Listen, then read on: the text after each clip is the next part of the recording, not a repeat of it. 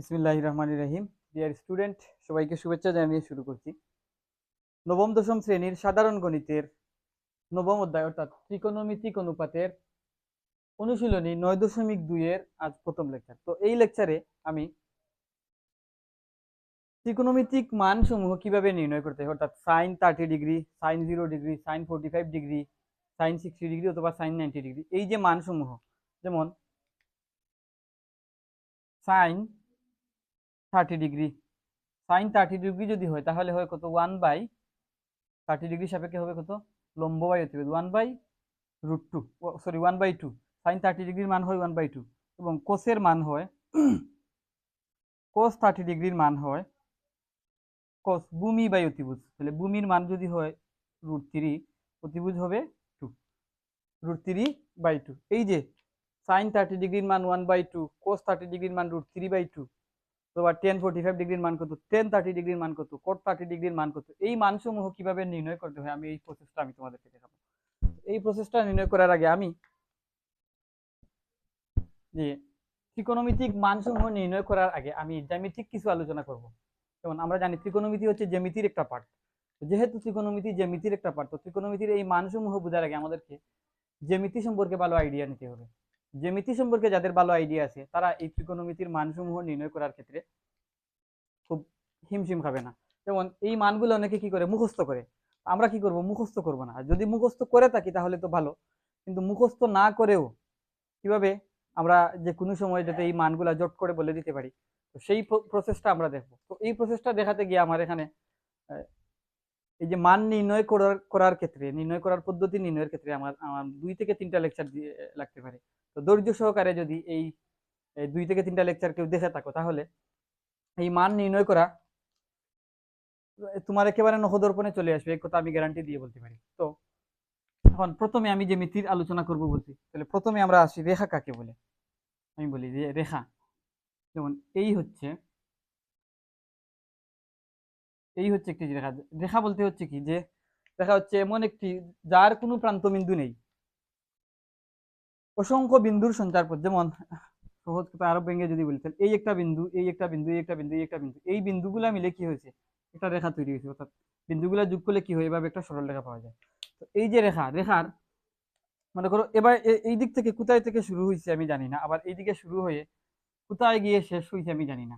যেহেতু শুরুর দিকটা আমি জানি না, তাই এখানে আমি একটা এরো চিহ্ন দিলাম, দিয়ে বুঝলাম এই দিকে কোথায় থেকে শুরু হয়েছে আমার জানা নাই, আবার এই দিকে কোথায় গিয়ে শেষ হয়েছে এটা আমার জানা নাই। অর্থাৎ যার কোনো প্রান্ত বিন্দু নাই, উভয় দিকে কি কোনো প্রান্ত বিন্দু নাই, তাকে কি বলে, রেখা বলে। তাহলে সংজ্ঞা যদি বলতে হয়, যার কোনো প্রান্ত বিন্দু নাই তাকে রেখা বলে, তাকে রেখা বলে।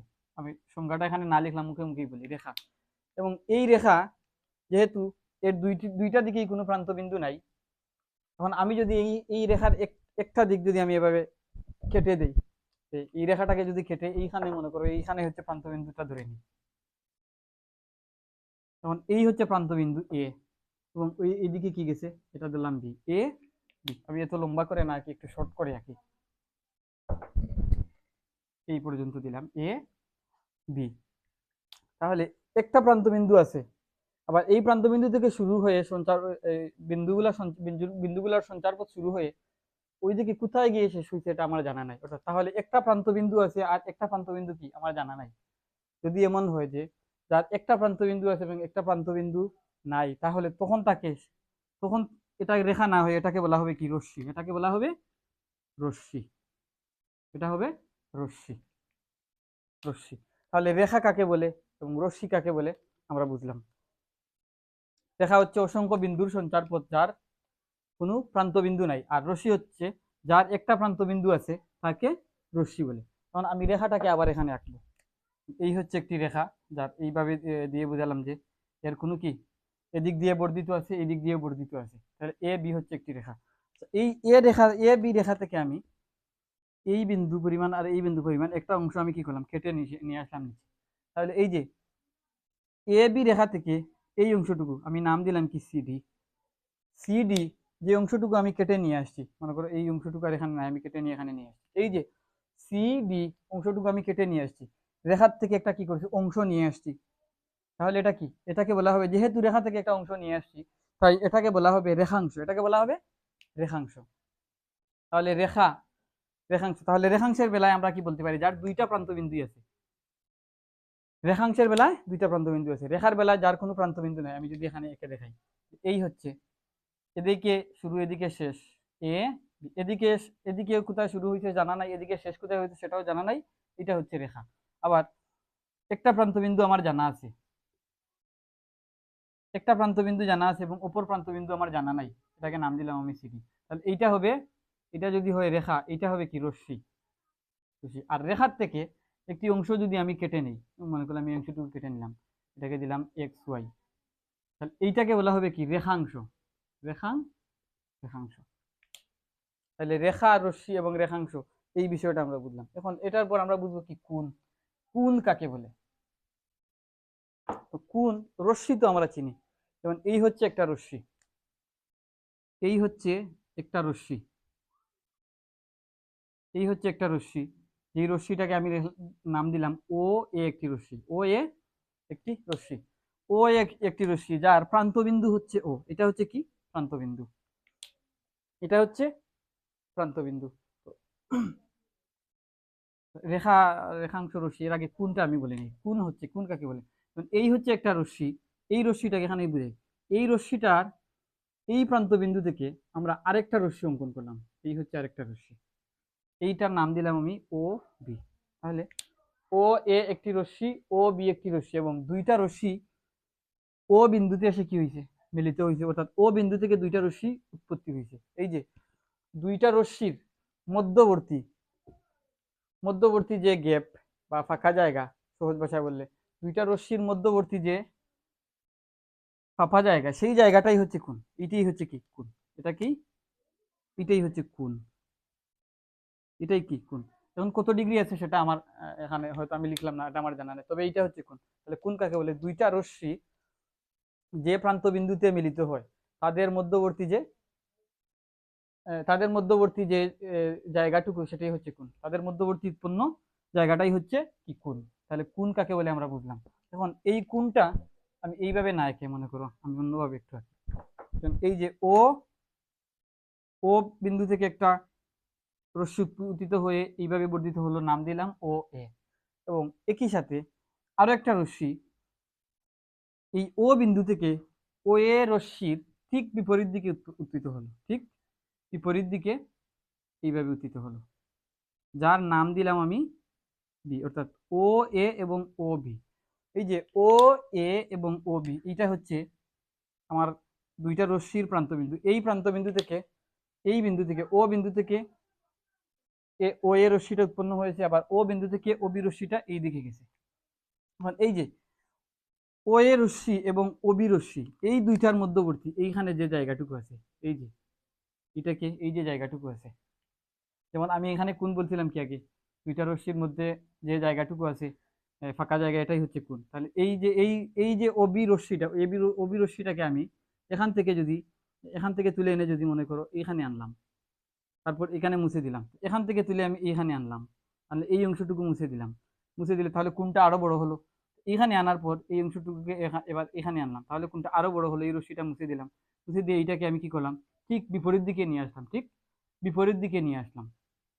ঠিক বিপরীত দিকে নিয়ে আসার ফলে এই যে ও এ এবং ও বি রশ্মির যে মধ্যবর্তী যে দূরত্ব বা ফাঁকা জায়গাটা, যে গ্যাপটা তৈরি হয়েছে, এই গ্যাপের মধ্যে আছে কতখান, এই গ্যাপের মধ্যে আছে 180 ডিগ্রি। আচ্ছা, 180 ডিগ্রি রাখে।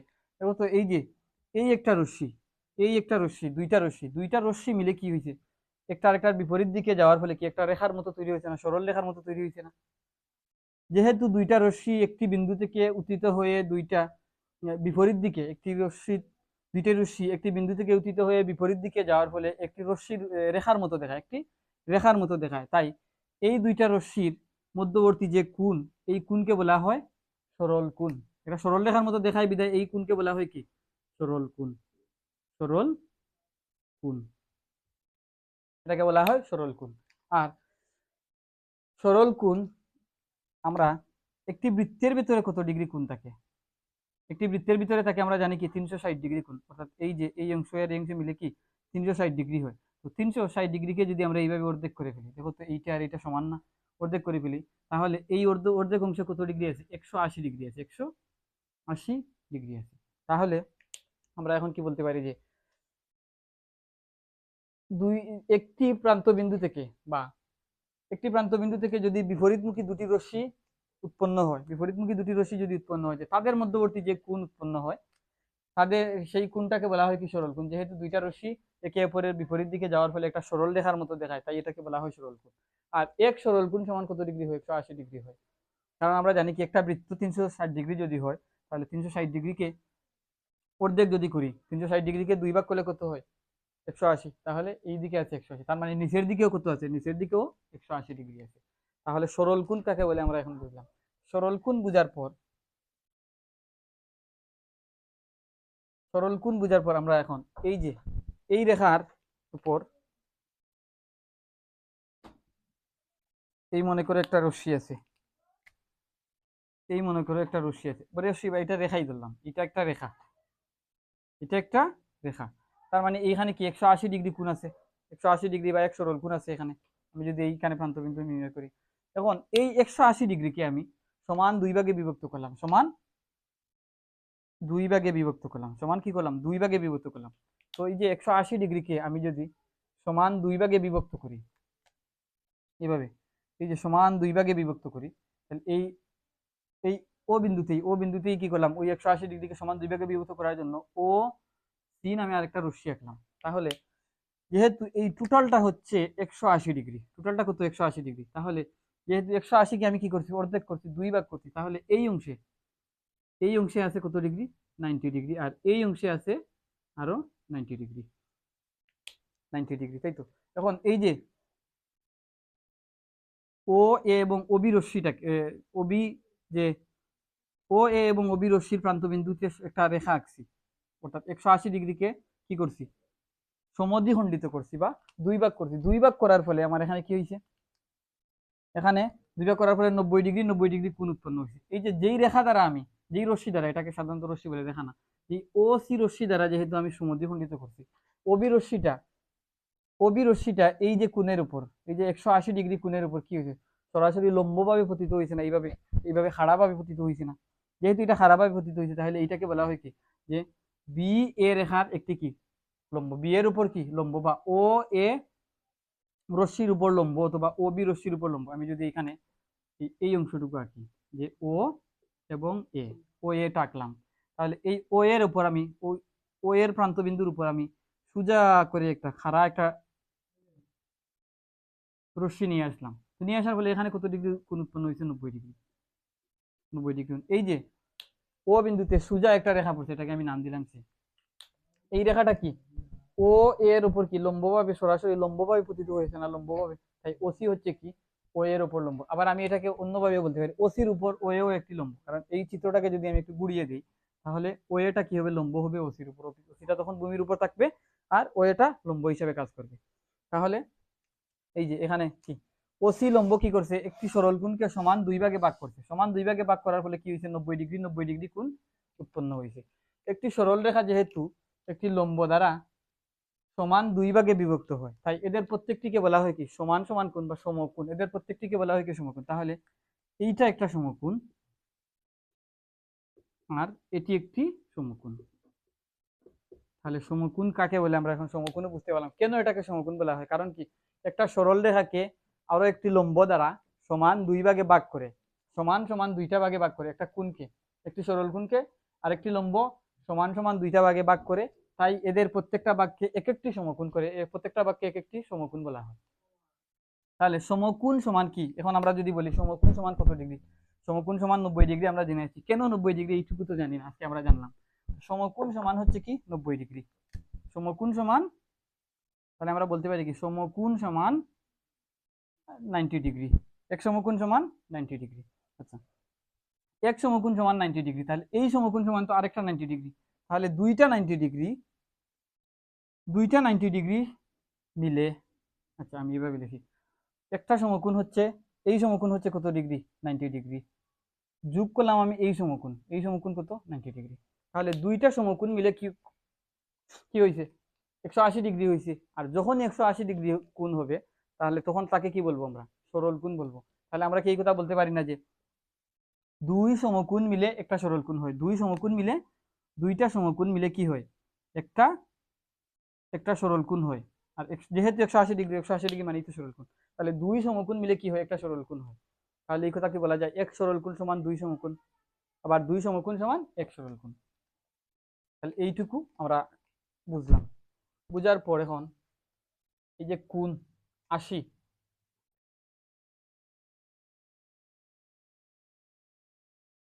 আচ্ছা আমি একটু এইভাবে আঁকি যে এই হচ্ছে এক সমকোণ ও এ এবং ও বি দিলাম, ও বি।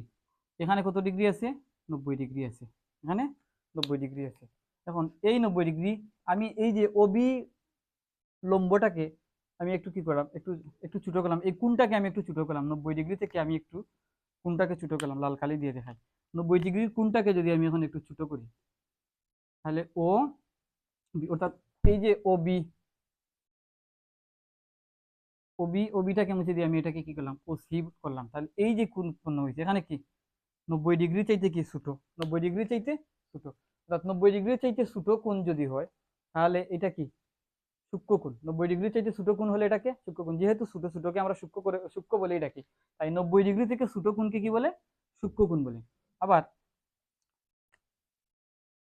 এইটা যদি হয় 90 ডিগ্রি, আবার 90 ডিগ্রি থেকে যদি বড় কোনো কোণ হয়, যেমন এই কোণটা হচ্ছে কি 90 ডিগ্রি থেকে বড়, 90 ডিগ্রি থেকে বড় যদি কোনো কোণ হয় তাহলে কি? এটাকে বলা হয় স্থূলকোণ। তাহলে সমকোণ, সমকোণ কাকে বলে? সমকোণ সমান হচ্ছে 90 ডিগ্রি। আর 90 ডিগ্রি চাইতে ছোট যদি কোনো কোণ হয় তাহলে সেটাকে বলা হয় সূক্ষ্মকোণ। আবার 90 ডিগ্রি থেকে বেশি যদি হয়, 90 ডিগ্রি থেকে বড় যদি কোনো কোণ হয় তাহলে এটাকে বলা হয় কি? স্থূলকোণ। 90 ডিগ্রি থেকে বড় কোণকে বলা হয় কি? এই কোণ, এই যে এই কোণটা হচ্ছে স্থূলকোণ, স্থূল কোণ। তাহলে সমকোণ, সূক্ষ্মকোণ, স্থূলকোণ, সরলকোণ এই বিষয়গুলো সম্পর্কে আমরা ইন ডিটেল জানলাম। এখন জানার পর আমরা ত্রিভুজ সম্পর্কে এখন জানতে চাই, এখন ত্রিভুজ সম্পর্কে জানতে চাই। এখন ত্রিভুজের সংজ্ঞা যদি বলি তাহলে সবাই বলবে যে তিনটি বাহু দ্বারা আবদ্ধ ক্ষেত্রফলকে ত্রিভুজ বলে। তিনটি বাহু দ্বারা আবদ্ধ ক্ষেত্রফলকে ত্রিভুজ বলে। যেমন এই হচ্ছে একটি বাহু, এই হচ্ছে একটি বাহু, এই হচ্ছে একটি বাহু। তাহলে এই একটা বাহু, এই একটা বাহু, এই একটা বাহু, তিনটা বাহু দ্বারা আবদ্ধ যে এই অংশটুকু ক্ষেত্রফল, এইটুকুকে ত্রিভুজ বলে। তখন ত্রিভুজ এইভাবেও হতে পারে, আবার এইভাবেও হতে পারে, আবার বিভিন্ন রকম ত্রিভুজ হতে পারে। তখন ত্রিভুজ তো আমরা চিনলাম, এখন ত্রিভুজের প্রকারভেদ সম্পর্কে আমরা জানতে চাই। ত্রিভুজ কত প্রকার? প্রথমত যদি বলি ত্রিভুজ কত প্রকার, তাহলে ত্রিভুজ প্রথমত হয় দুই প্রকার। ত্রিভুজ প্রধানত প্রধানত ত্রিভুজ দুই প্রকার। আমি এখানে লিখে দিই, ত্রিভুজ প্রধানত প্রধানত দুই প্রকার। এক এক হচ্ছে কোণবেদে ত্রিভুজ, কোণবেদে ত্রিভুজ, এবং দুই হচ্ছে বাহুবেদে ত্রিভুজ।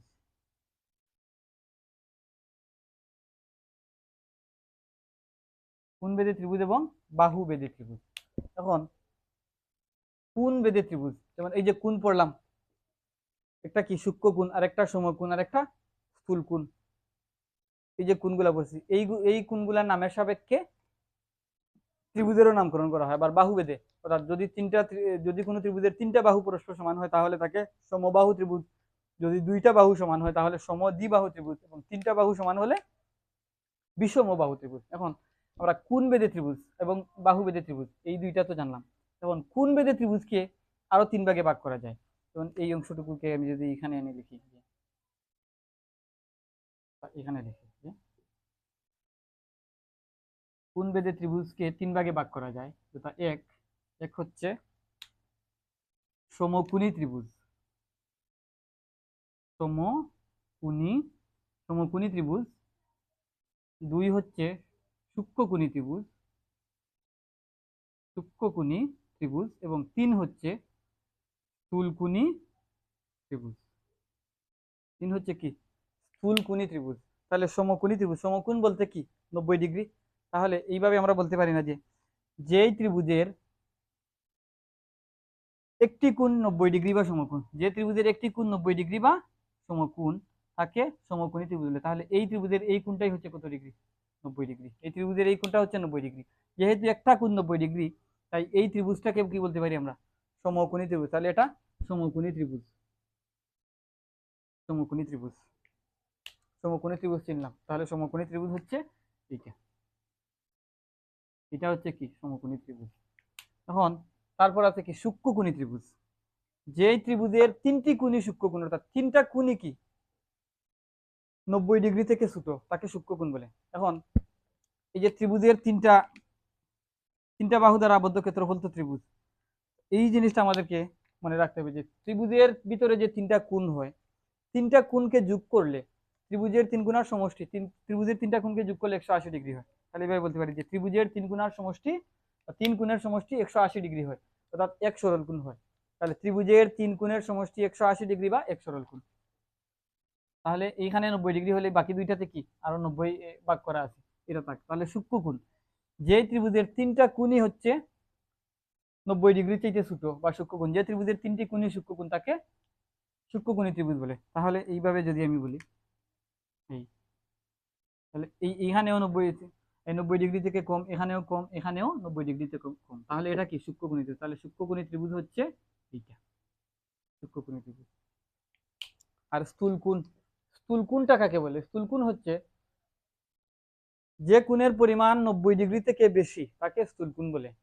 তাহলে স্থূলকোণ যদি আমরা দেখতে চাই, এই হচ্ছে একটি রশ্মি বা এটা হচ্ছে একটি রেখা, এই হচ্ছে 90 ডিগ্রি থেকে বেশি, অর্থাৎ 90 ডিগ্রি যদি হতো এইভাবে এখানে থাকতো 90 ডিগ্রি, যেহেতু এটা 90 ডিগ্রি থেকে বেশি, এই কোণটা 90 ডিগ্রি থেকে বেশি, অর্থাৎ তাহলে এই দুইটা বাহু যোগ করে যদি আমি এখানে একটা রেখা ত্রিভুজ আঁকি, তাহলে এখানে যেহেতু 90 ডিগ্রি থেকে বেশি, তাহলে এই কোণটা কি? এই ত্রিভুজের এই কোণটা স্থূলকোণ। তাহলে এই ত্রিভুজটা কি? স্থূলকোণী ত্রিভুজ। এই ত্রিভুজটা স্থূলকোণী ত্রিভুজ। তাহলে স্থূলকোণী ত্রিভুজের সংজ্ঞাটা হচ্ছে এইখানে, এটাই হচ্ছে কি? স্থূলকোণী ত্রিভুজ। তাহলে কোণ বেদে ত্রিভুজ তিন প্রকার আমরা দেখলাম, কোণ বেদে ত্রিভুজ তিন প্রকার, এবং সংজ্ঞা সহ আমরা উদাহরণ সহ দেখলাম। এখন বাহু বেদে ত্রিভুজ কত প্রকার? বাহু বেদে ত্রিভুজও মোট তিন প্রকার। বাহু বেদে ত্রিভুজও মোট তিন প্রকার। তাহলে বাহু বেদে ত্রিভুজ তিন প্রকার কি কি? আমরা এখানে একটা একটা করে লিখি। এক, বাহু বেদে ত্রিভুজ হচ্ছে কি? সমবাহু ত্রিভুজ। সমবাহু ত্রিভুজ অর্থাৎ যে ত্রিভুজের তিনটা বাহু পরস্পর সমান তাকে সমবাহু ত্রিভুজ বলে। যেমন এখানে একটা ত্রিভুজ আমি আঁকলাম, যে সমবাহু, আমি আগে লিখি সমবাহু, সমবাহু ত্রিভুজ। তাহলে সমবাহু ত্রিভুজ যদি হয়, এই একটা ত্রিভুজ আমি আঁকলাম, সমবাহু ত্রিভুজ, যার এই বাহুর মান যদি এ হয়, এটাও এ, এটাও এ, অর্থাৎ এটার মান যদি 10 হয়, এটাও 10, এটাও 10। তাহলে সমবাহু ত্রিভুজ, যে ত্রিভুজের তিনটা বাহু পরস্পর সমান তাকে সমবাহু ত্রিভুজ বলে। তো সমবাহু ত্রিভুজের বেলায় আরেকটা শর্ত আছে, যে যেহেতু একটা ত্রিভুজের ভেতরের তিনটা কোণ যোগ করলে 180 ডিগ্রি পাই, 180 ডিগ্রি হয়, যে কোনো ত্রিভুজ হোক, যে কোনো ত্রিভুজের ভেতরের তিনটা কোণ যোগ করলে 180 ডিগ্রি হবে। তো সমবাহু ত্রিভুজের বেলায় তিনটা কোণ যোগ করলেও আমরা 180 ডিগ্রি পাবো। যেহেতু বাহু তিনটা সমান, তাই তিনটা বাহু সমান যেহেতু, তাই 180-কে 3 দ্বারা ভাগ করে আমরা সমবাহু ত্রিভুজের প্রত্যেকটা কোণ কি হয়? 60 ডিগ্রি করে হয়। তাহলে সমবাহু ত্রিভুজের প্রত্যেকটা কোণ কত ডিগ্রি করে হয়? 60 ডিগ্রি করে হয়। তাহলে সমবাহু ত্রিভুজের প্রত্যেকটা কোণ 60 ডিগ্রি করে হয়, এটা বিশেষভাবে মনে রাখবা। তারপর আছে সমবাহু ত্রিভুজ, সমদ্বিবাহু ত্রিভুজ, সমদ্বিবাহু ত্রিভুজ, সমদ্বিবাহু ত্রিভুজ। এই ত্রিভুজটা আর না লিখলাম। সমবাহু ত্রিভুজে আমরা কি বলছিলাম? যে তিনটা বাহু, যেই ত্রিভুজের তিনটা বাহু সমান তাকে সমবাহু ত্রিভুজ বলে। আবার সমদ্বিবাহু ত্রিভুজে বলবো, সম মানে সমান, দ্বি মানে দুই, বাহু মানে তো বাহু। তাহলে সমান দুইটা বাহু, অর্থাৎ যেই ত্রিভুজের দুইটা বাহু সমান হবে সেই ত্রিভুজটাই হবে সমদ্বিবাহু ত্রিভুজ। তাহলে আমরা এখানে লিখি এই, হয় নাই, এই বাহু আর এই বাহু সমান, আর এইটা সমান নয়।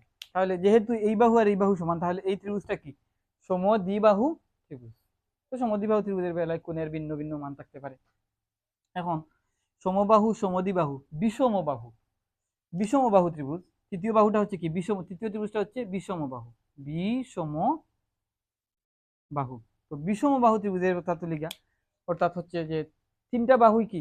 সমান নয়। বিষম মানে কি? সমান নয়। তিনটা বাহুই ভিন্ন ভিন্ন থাকবে। যেমন একটা বাহুর মান যদি হয় এ, আরেকটা হবে কি? এই দিলাম, এই দিলাম, এই দিলাম। এইটা যদি হয় এ, এইটা হবে বি, এইটা হবে সি, অর্থাৎ তিনটা বাহুই কি ভিন্ন ভিন্ন। যেই ত্রিভুজের তিনটা বাহুই ভিন্ন ভিন্ন, তো এভাবেও হতে পারে, আবার এইভাবেও হতে পারে, এইভাবেও হতে পারে।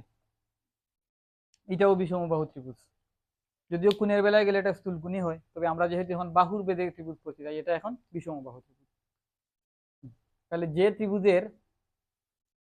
ত্রিভুজের তিনটা বাহু পরিমাণ ভিন্ন ভিন্ন, অর্থাৎ যে ত্রিভুজের তিনটি বাহুই পরস্পর সমান নয়, তাকে বিষমবাহু ত্রিভুজ বলে। তো সমবাহু ত্রিভুজ, সমদ্বিবাহু ত্রিভুজ এবং বিষমবাহু ত্রিভুজ কাকে বলে আমরা দেখলাম। তো প্রথমত আমরা কি জানছি, ত্রিভুজ প্রধানত কত প্রকার, ত্রিভুজের প্রকারভেদ। ত্রিভুজ প্রধানত হচ্ছে দুই প্রকার, একটি হচ্ছে কি কোণবেদী ত্রিভুজ এবং বাহুবেদী ত্রিভুজ। কোণবেদী ত্রিভুজ হচ্ছে তিন প্রকার, একটি হচ্ছে সমকোণী ত্রিভুজ, সূক্ষ্মকোণী ত্রিভুজ, স্থূলকোণী ত্রিভুজ। আবার বাহুবেদী ত্রিভুজ হচ্ছে তিন প্রকার, সমবাহু ত্রিভুজ, সমদ্বিবাহু ত্রিভুজ, বিষমবাহু ত্রিভুজ।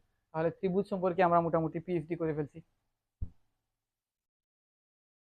এরপরে এখন আমি, যেহেতু আমার উদ্দেশ্য হচ্ছে কি ত্রিকোণমিতিক অনুপাতগুলোর মান বের করা, এখন ত্রিভুজ সম্পর্কে আমরা বিস্তারিত জানলাম, এখন সর্বসমতা সম্পর্কে একটু আইডিয়া নেব। সর্বসমতা সম্পর্কে একটু আইডিয়া নেব। সর্বসমতা, সর্বসমতা,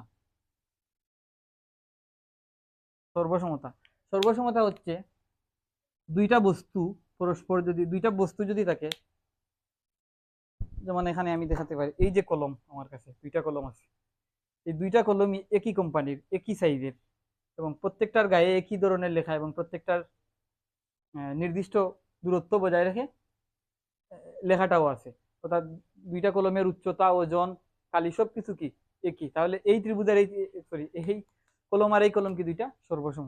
সর্বসম হচ্ছে যে কোনো জিনিস, দুই বা ততোধিক জিনিস একটা আরেকটার সাপেক্ষে যদি ভিন্ন না হয়, অভিন্ন হয়, তাহলে দুইটাকে সর্বসম বলা যায়। এখন যেহেতু আমরা সর্বসমতা পড়বো, আমরা ত্রিভুজ নিয়ে জ্যামিতিতে সর্বসমতা পড়বো। জ্যামিতিতে আমরা সমকোণী ত্রিভুজ নিয়ে আলোচনা করছি, ত্রিকোণমিতি নিয়ে। ত্রিকোণমিতি নিয়ে যেহেতু আমরা আলোচনা করছি, তো এখানে আমরা পড়বো কি ত্রিভুজের সর্বসমতা। আমরা শুধু সর্বসমতা পড়বো না, পড়বো ত্রিভুজের সর্বসমতা। কি নিয়ে পড়বো? ত্রিভুজের সর্বসমতা। তাহলে আমরা এখানে লিখেছি ত্রিভুজের সর্বসমতা। তো চতুর্ভুজের সর্বসমতাও আছে, চতুর্ভুজের সর্বসমতাও আছে, বৃত্তের সর্বসমতা। তো এগুলা আমাদের আলোচনার বিষয় না, আমাদের আলোচনার বিষয় হচ্ছে কি ত্রিভুজের সর্বসমতা। ত্রিভুজ, দুইটা ত্রিভুজ দেয়া থাকবে পাশাপাশি, তো কোন কোন শর্তর সাপেক্ষে আমরা বলবো যে এই দুইটা ত্রিভুজ কি পরস্পর সমান। এই দুইটা ত্রিভুজ পরস্পর সমান, অর্থাৎ প্রত্যেকটার বাহু, তিনটা বাহু সমান, এবং প্রত্যেকটার তিনটা কোণ পরস্পর সমান হবে। যেমন এখানে আমি একটা ত্রিভুজ লিখি, এই একটা ত্রিভুজ,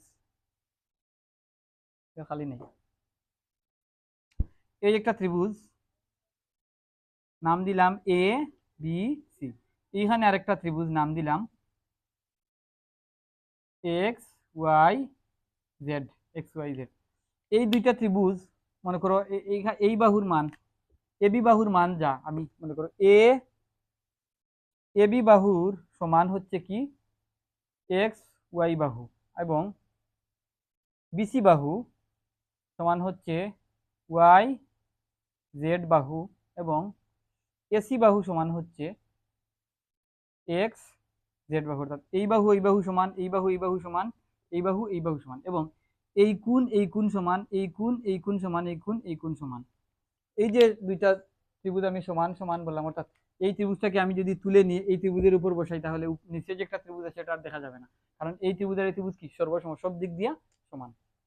এখন ত্রিভুজ যে সর্বসম, এইটা প্রমাণ করার জন্য আমাদের কিছু শর্ত পড়তে হবে। তো ত্রিভুজ সর্বসম, দুইটা ত্রিভুজ সর্বসম হওয়ার জন্য তিনটা শর্ত থাকে। তিনটার মধ্যে যে কোনো একটা যদি মিলে যায়, তাহলে আমরা বলবো এই ত্রিভুজ দুইটা কি সর্বসম, ত্রিভুজ দুইটা সর্বসম। তো প্রথম শর্তটা আমরা দেখি, ত্রিভুজ সর্বসম হওয়ার প্রথম শর্ত, ত্রিভুজের সর্বসমতা, শর্ত নাম্বার 1, প্রথম শর্ত। আমরা তিনটা শর্ত পড়বো, তো তিনটা শর্তে যদি একটা শর্ত আমরা মিলাতে পারি, দুইটা ত্রিভুজের মধ্যে যদি একটা শর্ত কোনোভাবে মিলাতে পারি, তাহলে বলবো ত্রিভুজ দুইটা সর্বসম। আর একটা যদি মিলে যায়, বাকি দুইটা অটোমেটিক্যালি মিলে যাবে। তো প্রথম শর্তটা আমরা দেখি। একটি ত্রিভুজের প্রথম শর্তটা আমি কিন্তু অলরেডি বলেই ফেলছি, যে একটি ত্রিভুজের তিনটি বাহু এবং অপর ত্রিভুজের তিনটি বাহু যদি পরস্পর সমান হয়, তাহলে ত্রিভুজ দুটি সর্বসম হবে। আমি এখানে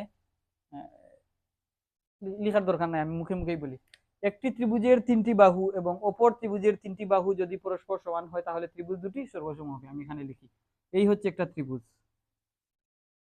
নাম দিলাম কি এ বি সি, আগের ত্রিভুজটাই নিলাম। এই বাহুর মান মনে করলাম কত এ, এই বাহুর নাম বা মান বি, এটার নাম, এই বাহুর মান হচ্ছে সি। অর্থাৎ এইভাবে এর বিপরীতে এ হয় আর সির বিপরীতে সি হয়, এইটার বিপরীতে বি হয়, দিলাম। তাহলে এই যে এসি বাহু, আমি এই নামগুলো না দিই, একটু হিজিবিজি করার দরকার নাই। এখানে আরেকটা ত্রিভুজ আমি আঁকলাম,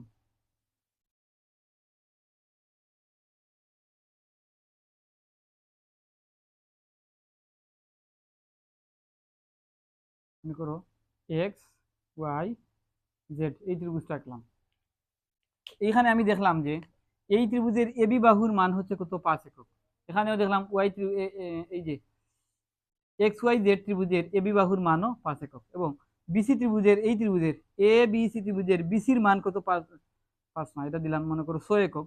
ওয়াই জেড বাহুর এক্স ওয়াই জেড জেড ত্রিভুজে ওয়াই জেড বাহুর মানও মনে করলাম এখানে 6 একক। এবং একই সাথে এ বি সি ত্রিভুজের এসি বাহুর মান মনে করলাম আমি 7 একক। এক্স ওয়াই জেড এই ত্রিভুজের এক্স জেড বাহুর মানও আমি মনে করলাম কি 7 একক। তাহলে এই ত্রিভুজের এবিসি ত্রিভুজের এই বাহু আর এক্স ওয়াই জেড ত্রিভুজের এই বাহু সমান। আবার এবিসি ত্রিভুজের বিসি বাহু এবং আর ওয়াই জেড বাহু, এক্স ওয়াই জেড এর ওয়াই জেড বাহুটা সমান। আবার এবিসি ত্রিভুজের এসি বাহু এবং এক্স জেড বাহু পরস্পর সমান। যদি এইভাবে হয় যে একটি ত্রিভুজের তিনটি বাহু এবং অপর ত্রিভুজের তিনটি বাহু পরস্পর সমান হয় তাহলে ত্রিভুজ দুটি সর্বসম হয়। তাহলে এই ত্রিভুজ আর এই ত্রিভুজ আমরা সর্বসম লিখতে পারি। তাহলে আমরা বাংলা কথায় যদি লিখি যে ত্রিভুজ এ বি সি, ত্রিভুজ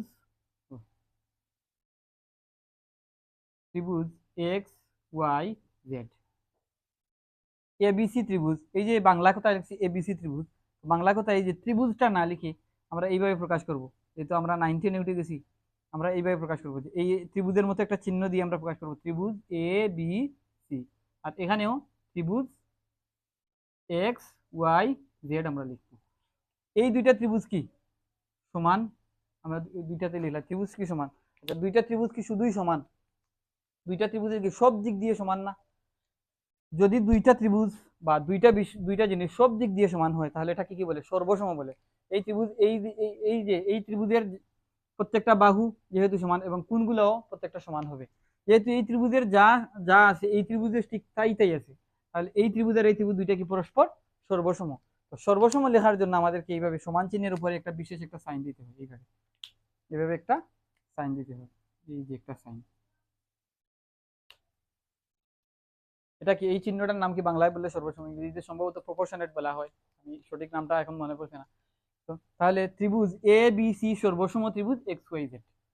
তাহলে এই কোন শর্তের অধীনে আমরা বলছি যে প্রথম শর্তটা কি, আমি এখানে লেখা আছে, মনে করো যে একটি ত্রিভুজের তিন বাহু, যদি একটি ত্রিভুজের তিন বাহু অপর ত্রিভুজের তিন বাহুর সমান হয় তাহলে ত্রিভুজ দুটি পরস্পর সর্বসম। একটি ত্রিভুজের তিন বাহু এবং অপর ত্রিভুজের তিন বাহু যদি পরস্পর সমান হয় ত্রিভুজ দুটি সর্বসম। তাহলে সর্বসমতার প্রথম শর্তটা আমরা কি লিখে ফেলছি, আমি মনে করি এখানে লিখে দিচ্ছি, এই বাংলা কথাটা লিখলাম না। এবং 2 নম্বর শর্ত, সর্বসমতার 2 নম্বর শর্ত, ত্রিভুজের সর্বসমতার 2 নম্বর শর্তটা আমরা এখন দেখি। 2 নম্বর শর্ত হচ্ছে, মনে করো এই হচ্ছে একটা ত্রিভুজ, পালাটা হলম দেবো, এটা আঁক দেন না, এটা বাদ।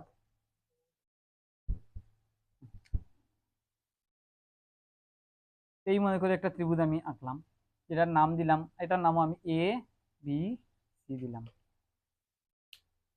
দেওয়ার ফলে 2 নম্বর শর্ত হচ্ছে একটি ত্রিভুজের, এই হচ্ছে একটি ত্রিভুজ, এই ত্রিভুজের দুইটা বাহু দেওয়া আছে, মনে করো এবি বাহু মান দেওয়া আছে কত, এবি বাহুর মান দেওয়া আছে মনে করো 10, এবি বাহুর মান দেওয়া আছে 10, এবং বিসি বাহুর মান দেওয়া আছে মনে করো কত 12, বিসি বাহুর মান দেওয়া আছে 12। তাহলে এবি বাহুর মান হচ্ছে 10 এবং বিসি বাহুর মান হচ্ছে 12, এবং এই যে এবি বাহু এবং বিসি বাহু তাদের এই দুইটা বাহু দিয়ে যে কোণ আছে, এই কোণটা, এই কোণ, এই কোণের মান মনে করো দেয়া আছে কত ডিগ্রি, মনে করো এই কোণের মান দেয়া আছে 60 ডিগ্রি, কত আছে 60 ডিগ্রি দেয়া আছে, এই কোণের মান 60 ডিগ্রি দেয়া আছে। তাহলে বিষয়টা কি দাঁড়ালো, আরেকটা ত্রিভুজ আমি এখানে আঁকি, আরেকটা ত্রিভুজ আমি এখানে আঁকি, এক্স ওয়াই জেড। তাহলে এই ত্রিভুজেও মনে করো এই বাহুর মান দেয়া আছে কত 10, আর এই বাহুর মান দেয়া আছে 12, এবং এই বাহু আর এই বাহুর মধ্যবর্তী যে কোণ, এই কোণটা দেয়া আছে 60 ডিগ্রি। এখন আমরা দেখি, মানে আমি এখানে দিতে পারতাম, দিয়েছি এখানে, অসুবিধা নেই। বুঝার সুবিধার্থে যদি আমি এখানে না দিয়ে এখানেই দিই, আমি এখানে দিই, বুঝতে যাতে সুবিধা হয়। এটা 60 ডিগ্রি আর এটা কত 10, 60 ডিগ্রি। তাহলে এখন দেখি এখানে কি করছি, দুইটা বাহু দেওয়া আছে, আর যেই দুইটা বাহু দেওয়া আছে তাদের মধ্যবর্তী যেই কোণ, এই কোণটাও দেওয়া আছে। আবার আরেকটা ত্রিভুজ, অন্য ত্রিভুজেও দুইটা বাহু দেওয়া আছে, এবং যেই দুইটা বাহু দেওয়া আছে তাদের মধ্যবর্তী কোণ দেওয়া আছে। তাহলে যদি এমন হয়, একটি ত্রিভুজের যে কোনো দুইটা বাহু, এখন এই দুইটা বাহু না দিয়ে যদি ওপর দুইটা বাহু দিত, অসুবিধা নাই। যেমন এই বাহু আর এই বাহু দিছে, এই মধ্যবর্তী কোণটা দিছে, যদি এমন হতো তাহলেই হতো। আমরা দেখি, একটি ত্রিভুজের যে কোনো দুইটি বাহু এবং তাদের মধ্যবর্তী কোণ, এবং অপর ত্রিভুজের যে কোনো দুইটি বাহু এবং তাদের মধ্যবর্তী কোণ যদি পরস্পর সমান হয়, তাহলে ত্রিভুজ দুটি সর্বসম হবে। অর্থাৎ এই যে ত্রিভুজ আছে এবিসি ত্রিভুজের এবি বাহু এবং বিসি বাহু দেওয়া আছে, এবং এবি বাহু এবং বিসি বাহুর মধ্যবর্তী কোণটা দেওয়া আছে। তাহলে এবি বাহুর মধ্যবর্তী কোণ, এবি বাহু এবং বিসি বাহু আমরা জানা আছে, এই তিনটা ইনফরমেশন আমাদের জানা আছে। এই তিনটা ইনফরমেশন আমরা পরবর্তী ত্রিভুজে অ্যাপ্লাই করে দেখি। পরবর্তী ত্রিভুজেও দেখলাম যে দুইটা বাহু দেওয়া আছে, এবং দুইটা বাহুর মধ্যবর্তী যে কোণ সেটা দেওয়া আছে। এখন এই দুইটা বাহু আর এই দুইটা বাহু পরস্পর সমান, এবং তাদের মধ্যবর্তী কোণও পরস্পর সমান। তাই এখন যদি এরকম হয়, তাহলে এই ত্রিভুজ আর এই ত্রিভুজ কি সব দিক দিয়ে সমান হবে, অর্থাৎ ত্রিভুজ দুটি সর্বসম হবে। তাহলে আমরা শর্তটা এখানে লিখতে পারি যে এই দিকে চিত্রের দিকে তাকিয়ে তাকিয়ে আমরা শর্তটা লিখি। দ্বিতীয় শর্ত, আমি লাল কালি দিয়ে দ্বিতীয় শর্তটা লিখি। দ্বিতীয় শর্ত, সর্বসমতা দ্বিতীয় শর্ত। তো সর্বসমতার দ্বিতীয় শর্ত হচ্ছে, যদি কোনো ত্রিভুজের যে কোনো দুইটি বাহু এবং তাদের মধ্যবর্তী কোণ, এবং অপর ত্রিভুজের যে কোনো দুইটি বাহু এবং তাদের মধ্যবর্তী কোণ সমান হয়, তাহলে ত্রিভুজ দুটি সর্বসম হবে। তো সংখ্যাটা আমি আরেকবার বলি, যদি কোনো ত্রিভুজের যে কোনো দুইটি বাহু এবং তাদের মধ্যবর্তী কোণ, যে দুইটা বাহু দিবে তাদের মধ্যবর্তী কোণ দিতে হবে, যে কোনো দুইটি বাহু এবং তাদের মধ্যবর্তী কোণ, এবং অপর ত্রিভুজের যে কোনো দুইটি বাহু এবং তাদের মধ্যবর্তী কোণ যদি দেয়া থাকে, কোণ, তাদের মধ্যবর্তী কোণ দেয়া থাকে, বা তাদের মধ্যবর্তী কোণ পরস্পর সমান হয়, তাহলে ত্রিভুজ দুটি সর্বসম হবে। আমি আবার বলি, যদি কোনো ত্রিভুজের যে কোনো দুইটি বাহু এবং তাদের মধ্যবর্তী কোণ, এবং অপর ত্রিভুজের যে কোনো দুইটি বাহু এবং তাদের মধ্যবর্তী কোণ সমান হয়, তাহলে পরস্পর ত্রিভুজ দুটি পরস্পর সর্বসম হবে। তাহলে আমরা লিখতে পারি কি, ত্রিভুজ এ বি সি সর্বসম ত্রিভুজ এক্স ওয়াই জেড। তাহলে 2 নম্বর শর্তটা আমরা বুঝলাম। এখন 3 নম্বর শর্তটা, 3 নম্বর শর্তটা আমরা বোঝার চেষ্টা করি। 3 নম্বর শর্ত হচ্ছে এই 2 নম্বর শর্তেরই একটু বিপরীত। তৃতীয় শর্ত, তৃতীয় শর্ত। তো তৃতীয় শর্তটা বোঝার জন্য আমাদেরকে দ্বিতীয় শর্তটা আবারও লাগবে।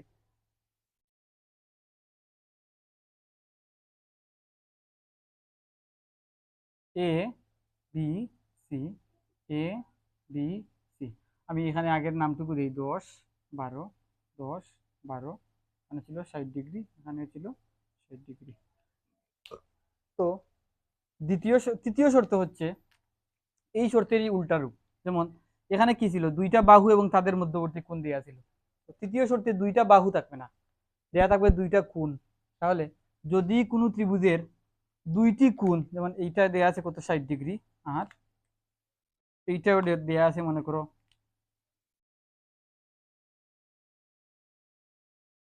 এটা মনে করো আছে দেয়া 70 ডিগ্রি, এটা দেয়া আছে কত ডিগ্রি 70 ডিগ্রি।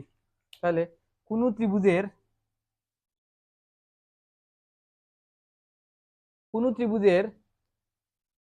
যে কোনো দুটি কোণ এবং তাদের মধ্যবর্তী বাহু, যেই দুইটা কোণ দেওয়া থাকবে।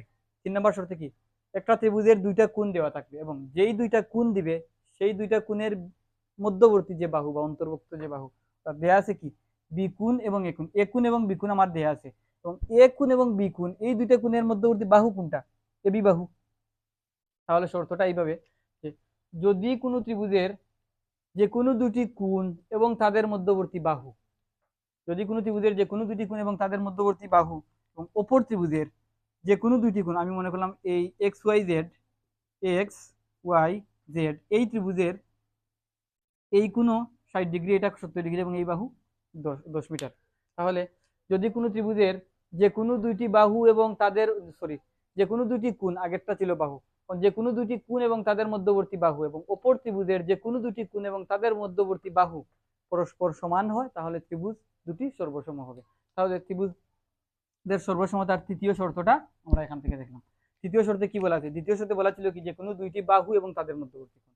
আবার তৃতীয় শর্তে বলা আছে কি যে কোনো দুইটি কোণ এবং তাদের মধ্যবর্তী বাহু। তাহলে 2 আর 3 একটা আটটার সাথে কম্বাইন করে কি করা যায়।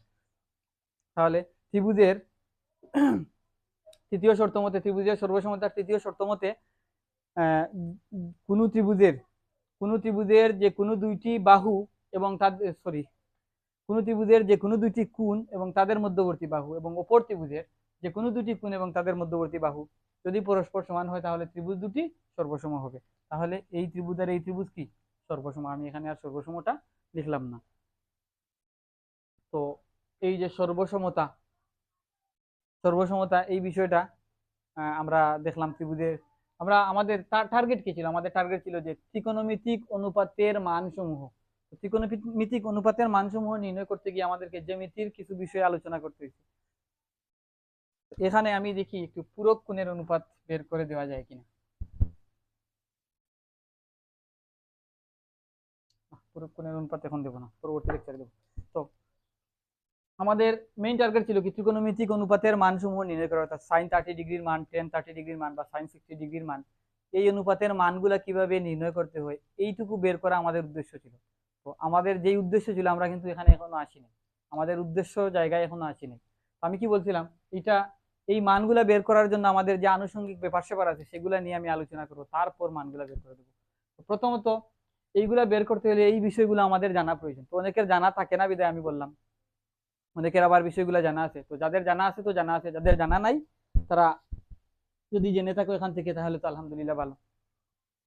তো পরবর্তী লেকচারে আমি আশা করি ত্রিকোণমিতিক মানগুলা কিভাবে নির্ণয় করতে হয়, এই যে ত্রিভুজের সর্বসমতা দেখলাম, ত্রিভুজের প্রকারভেদ দেখলাম, সর্বসমতা দেখলাম, সমবাহু ত্রিভুজের ক্ষেত্রে তিনটা কোণ পরস্পর সমান হয়, এই যে বিষয়গুলো আমরা দেখলাম, এই বিষয়গুলোর উপর ভিত্তি করে এবং সর্বসমতার উপর ভিত্তি করে আমরা বাকি মানগুলা বের করব। সমকোণী ত্রিভুজ থেকে আমরা এই মানগুলা বের করব। তো কিভাবে বের করতে হয় আমরা পরবর্তী লেকচারে দেখবো ইনশাআল্লাহ। এবং একই সাথে পূরক কোণের অনুপাতগুলা আমরা নির্ণয় করব। আমি এখানে একটা বিষয় স্কিপ করে গেছি, আমি শেষ দিকে একটু বলে দিই। পূরক কোণ হচ্ছে, যেমন এই হচ্ছে,